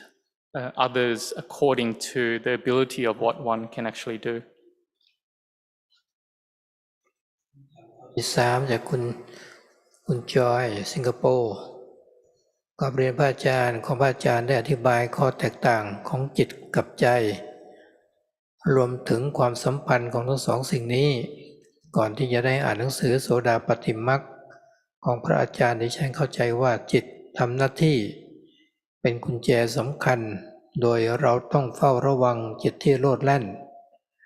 ด้วยสติเพื่อพัฒนาให้เกิดสมาธิและปัญญาแต่ถ้าว่าหลังจากอ่านหนังสือดังกล่าวดิฉันเข้าใจว่าจริงๆคือความสมดุลของจิตและใจตัวอย่างเช่นหน้า79ว่าใจคือตัวรู้รูปและนามรู้ถึงความไม่เที่ยงมีแต่อนิจจังทุกขังอนัตตาความรู้ที่เกิดจากสิ่งนี้คือความรู้ที่เกิดขึ้นจากศีลสมาธิและปัญญาจากนั้นคือปล่อยวางทั้งหมดใจจะทรงอยู่แต่ปัจจุบันจะยินดีอย่างมากถ้าท่านอาจารย์สามารถให้ความกระจ่างเพิ่มเติมในเรื่องความสัมพันธ์นี้ So the third question is from Joyce from Singapore. Dear Ajahn, can you please elaborate on the role of the mind and heart, the coexistential balance between the two? Till reading your book, Sotapatti Magga, I had thought that it is the mind that plays the key role, the darting mind we need to watch out for and apply sati in order to develop samadhi and panya. However, upon reading the book, I realized that it's actually a balance between the heart and mind.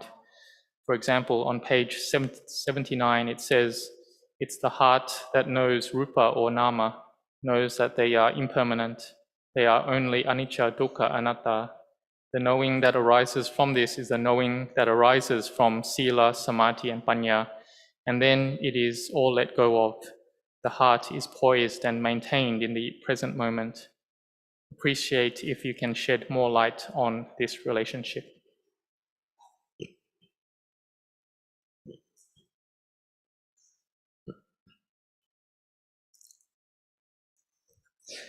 คำว่าจิตนะก็คือตัวธาตุรู้นี่แหละนะ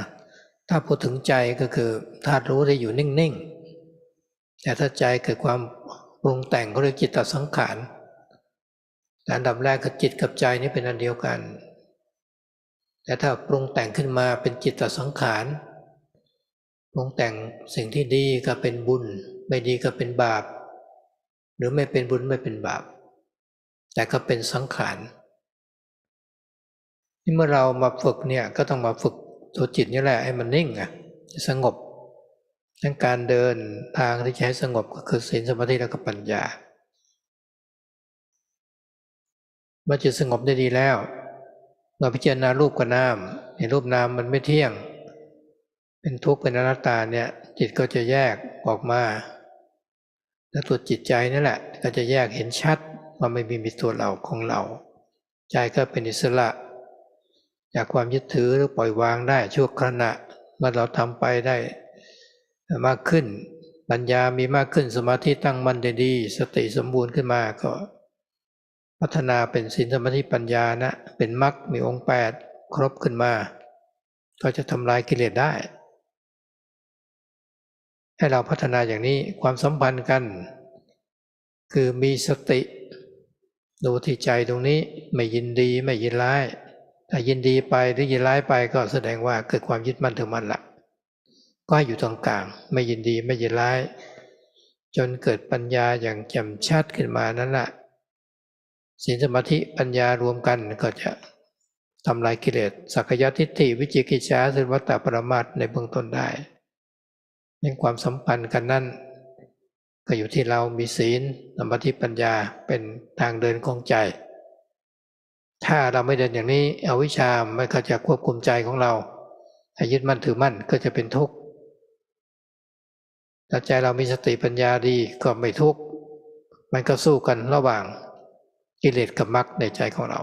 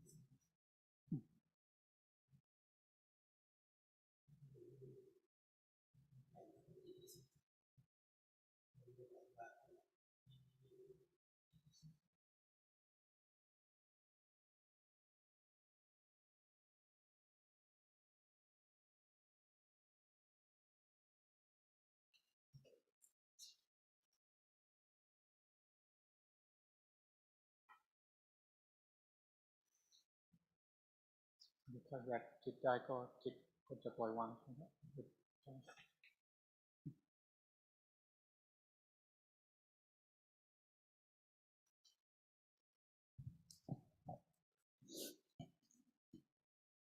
So this mind,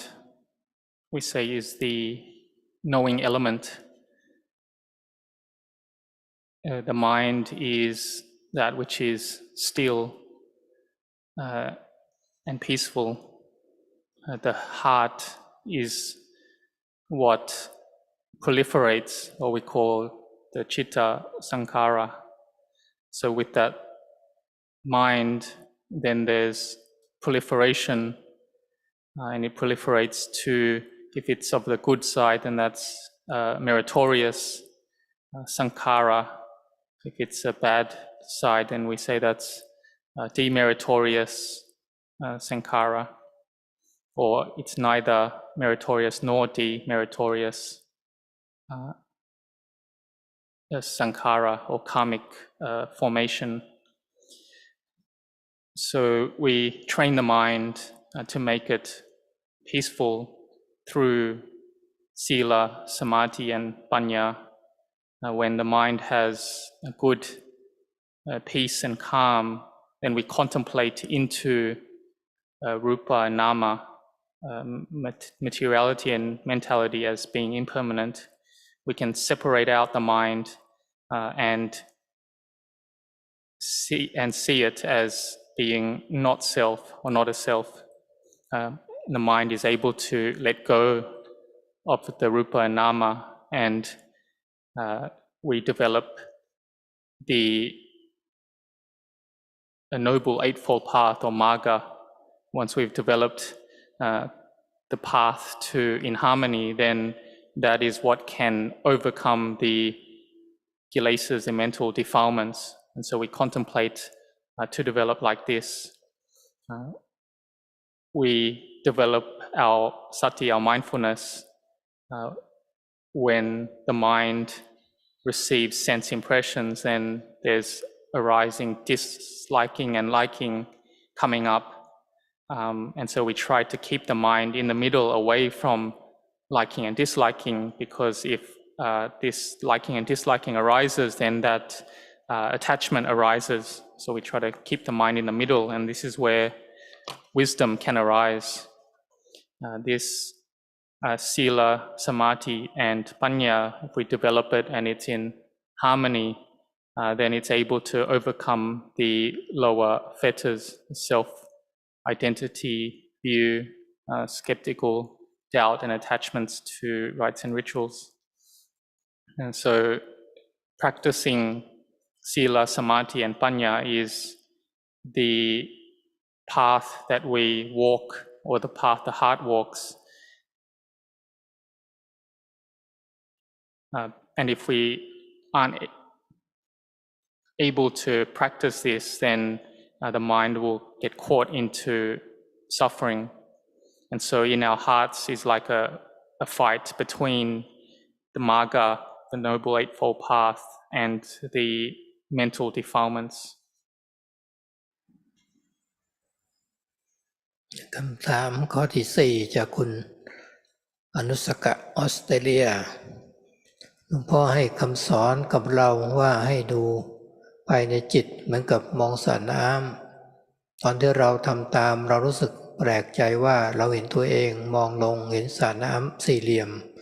ผืนผ้าจากข้างบนในตรงกลางชิดซ้ายมีสระน้ำสี่เหลี่ยมขนาดเล็กๆลึกไปกว่านั้นสีน้ำเป็นสีเขียวอ่อนแต่ใสมากมีจุดประเปื้อนเล็กน้อยในใต้น้ำมีคน2 คนอยู่ข้างสระคนหนึ่งหันหน้าขึ้นมองที่ผู้รู้แต่อีกคนเราเห็นไม่ค่อยชัดคำถามของเราได้แก่หนึ่งสิ่งที่เราเห็นมีความสำคัญต่อการปฏิบัติไหม 2. สิ่งที่เราเห็นเป็นผลจากคำสอนของหลวงพ่อไหมจะปฏิบัติอย่างไรควรระวังอะไรบ้างขอขอบคุณและอนุโมทนาสาธุ Question 4 is Anushka from Australia. Luang Por gave me instructions to look inside the mind as a pool of water. When I did this, I was surprised to see myself looking down at a rectangular pool from above. In the middle left part of the pool is another smaller and deeper square pool. The color of the water was light green and very clear. I could see some dirt at the bottom of the pool. There are 2 people on the side of the pool. One is looking up at the knower, but the other person I could not see so clearly. The question is, 1. Is what I am seeing significant to the practice? 2. If this is the result from Luang Por's instructions, and if so, what should I do in terms of practice and what should I look out for? Thank you and Anumodana. อันนี้เป็นรูปเปรียบเทียบนั่นเองแหละคือให้เราดูในใจของเราเราเห็นสระน้ำที่ใสๆนั่นแหละแต่ว่ามันก็มีตะกอนที่นอนก้นอยู่งั้นจิตของเราเนี่ยถ้ามันยังวุ่นวายมันยังมีความปรุงแต่งอยู่ไม่สงบเราก็มองไม่เห็นตัวจิตใจที่แท้จริงเมื่อเรามาบริกรรมเมื่อเรามามีสติมากๆจิตใจของเรานิ่งเราก็จะได้มองเห็นในใจของเราได้จะพิจารณาได้เห็นอุปทานที่มีในใจของเราจะได้ละวางได้มันในสระน้ำนั่นแหละก็ยังจะมีตะกอนมีสิ่งที่ไม่สะอาดมันอยู่ใต้น้ำก็มีถ้าน้ำนั้นมันก็เพิ่มขึ้นมาหรือตะกอนเพิ่มขึ้นมาน้ำก็สกปรกแต่ถ้ามันตกตะกอนลงไปเราเห็นน้ำใสได้การทำสมาธิเป็นอย่างนั้นจะทำให้กิเลสมันตกตะกอนลงไป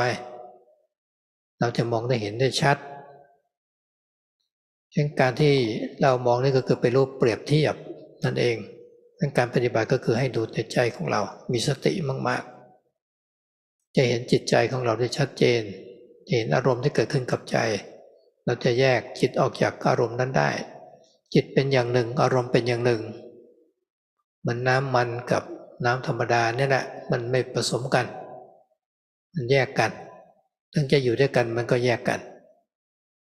ให้เราทำตามอย่างนี้ให้มากๆก็จะเห็นผลของการปฏิบัติ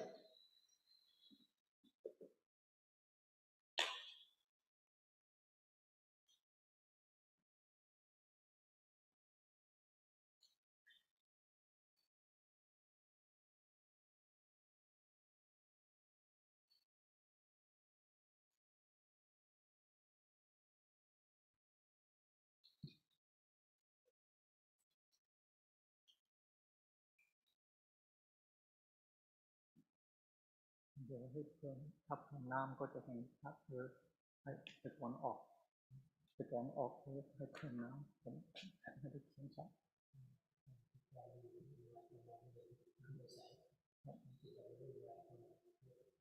แต่ว่าถ้าเอาตะกอนออกหรือ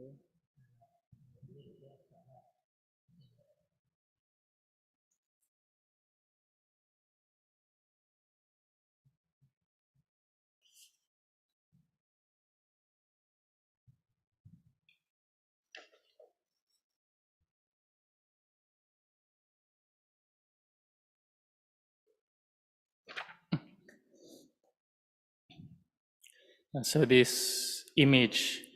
is like a picture or something that we're able to compare to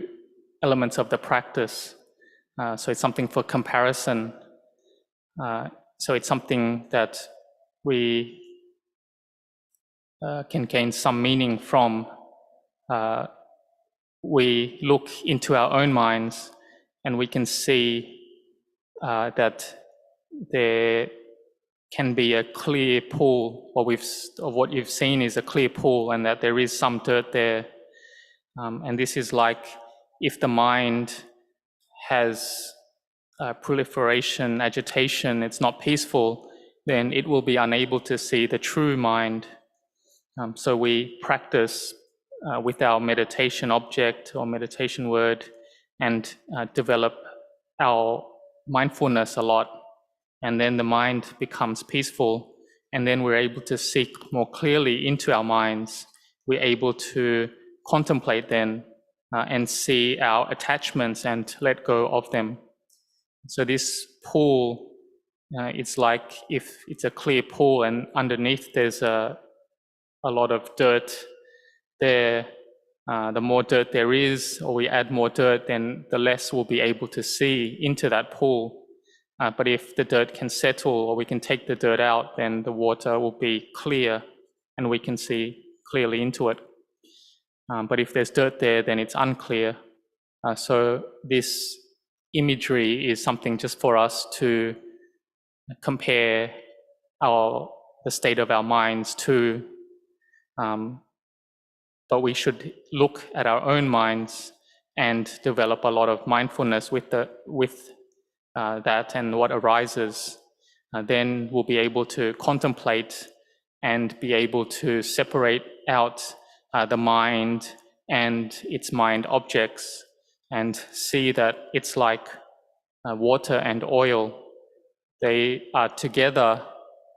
but they're actually separate. So the mind and the sense objects are similar.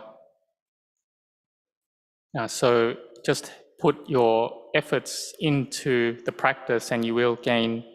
results from that.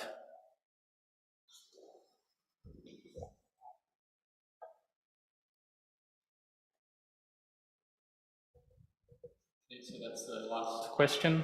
for today. We'll do the closing homage and finish off the session.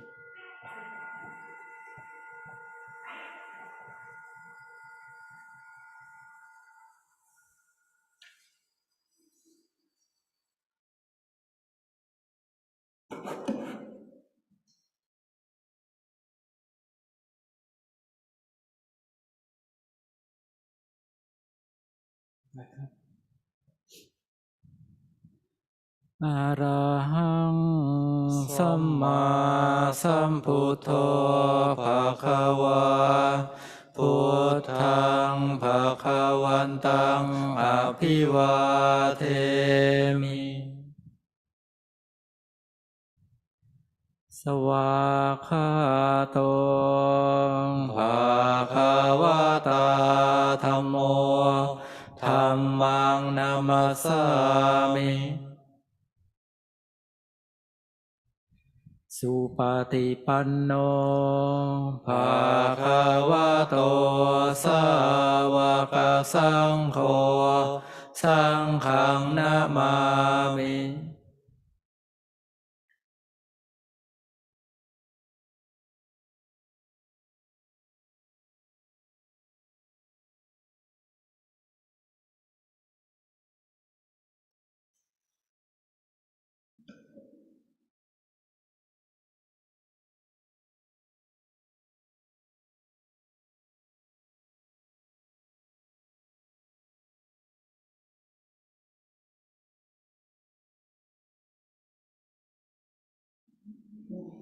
เช้าเริ่มตั้งแต่พรุ่งนี้นะทำวัดเช้าที่โบสถ์นะ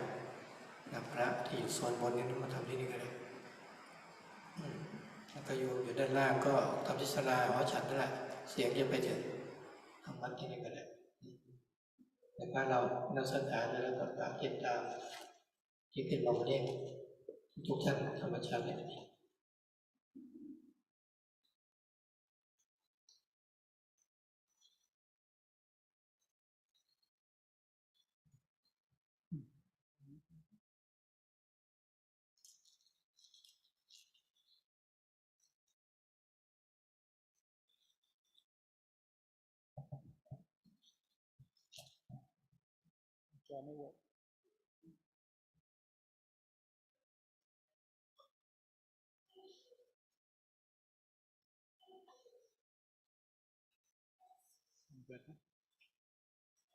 ปิดเนี่ย